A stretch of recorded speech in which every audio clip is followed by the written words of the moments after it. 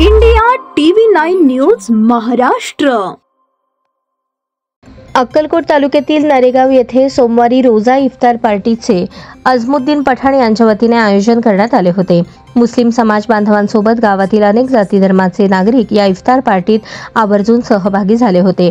मुस्लिम समाज बांधव दिवसभर काहीही न खाता पिता तब्बल 13 ते 14 तास आपला रोजा करतात। रोजा इफ्तार वेळी एकमेकांना खजूर भरवत रोजा सोडण्यात आला। यावेळी प्रमुख उपस्थिती काँग्रेस पक्षाचे माजी गृहराज्यमंत्री सिद्धाराम म्हेत्रे, माजी सभापती सिद्धार्थ गायकवाड, शकीर पटेल, सरपंच राजू पाटील, उपसरपंच सुमित गायकवाड, तंटामुक्त अध्यक्ष अलाउद्दीन पठाण, ननेगावचे पोलीस पाटील, नगरसेवक सद्दाम शेरीकर, सिराज मकानदार, मुस्तफा शेख, रियाज खुदादे, मौलाली चौधरी, समीर पठाण, जैरुद्दीन पठाण, अख्तर पठाण, हसीम पठाण, शौकत पठाण, इमाम मकानदार, जावेद मकानदार, दाऊद पठाण यांच्याबरोबरच गावातील सामाजिक कार्यकर्ते इफ्तार पार्टीत सहभागी झाले होते। या इफ्तार पार्टीचे औचित्य साधून एकतेचा संदेश देण्यात आला।